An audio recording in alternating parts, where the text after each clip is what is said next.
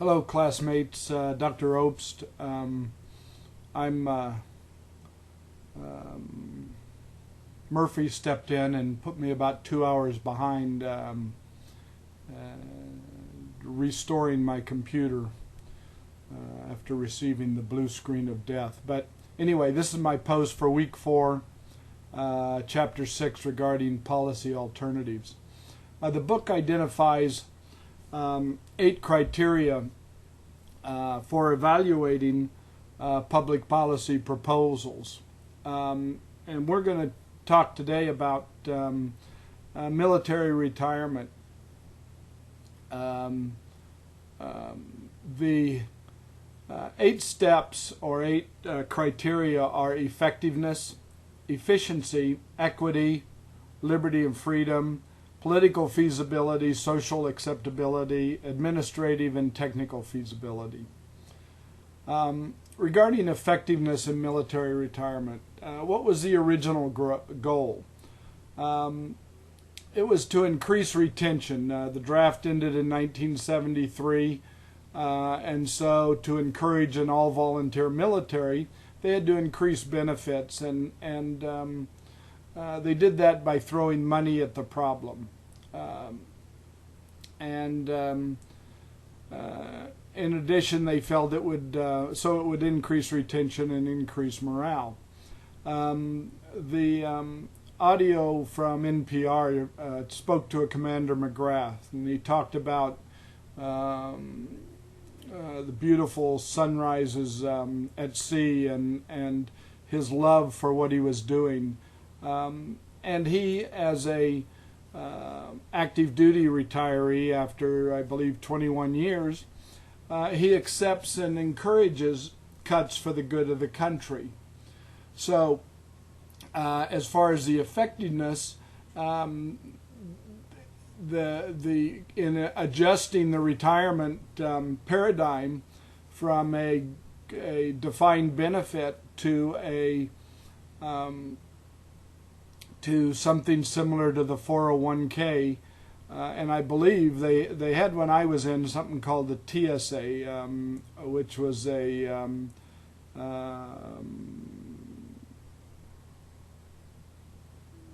trying to think of what it was called. TSA was like a 401k for military, tax shelter annuity. And we could contribute over and above our retirement to the TSA account. So a combination of expanding the TSA or 401k program and some defined benefits, particularly for those who are disabled during service, I think would be effective and would meet the original goal of maintaining retention and increasing morale. Effective, yes. Efficiency. Efficiency sort of is what is your least cost option, or what is your best return based on a fixed amount of money.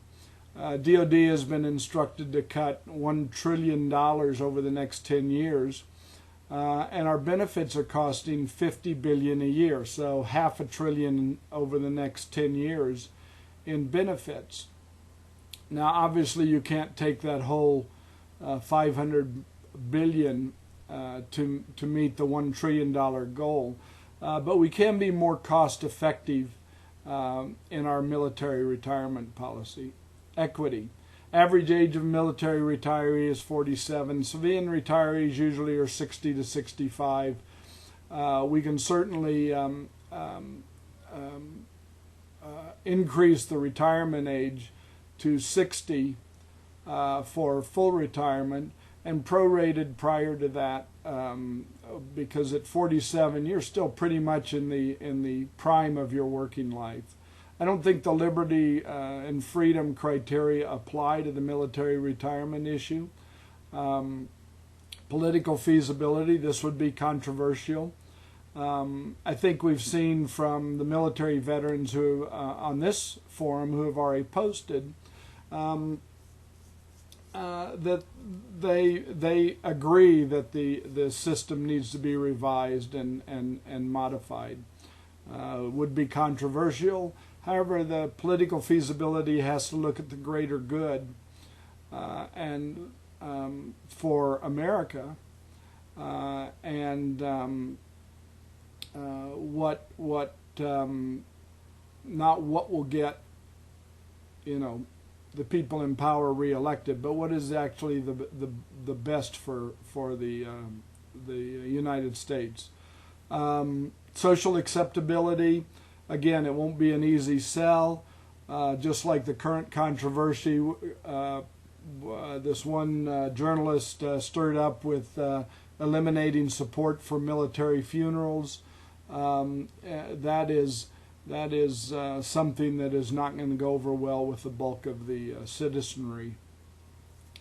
Administrative technical feasibility, I think this is a minor consideration in this policy. The infrastructure's in place. Like I mentioned, the tax shelter annuity program could be expanded to include a mandatory contribution with matching from the government, which would even those that got out after their minimum enlistment period, 4 or 6 years, whatever it is, would take something out into the community that would stay with them the rest of their life, even though, like a 401k, they couldn't draw from it fully until they were 60. So that is my post. But I wanted to end it with a little memory of mine when I heard this rendition of the Star Spangled Banner. My grandfather was an itinerant Nazarene minister in eastern Colorado, and those of you who know eastern Colorado know it's flat. But he used to wander around in his horse-drawn wagon with his banjo preaching, and he started off each of his services with this song. Hope you enjoy it.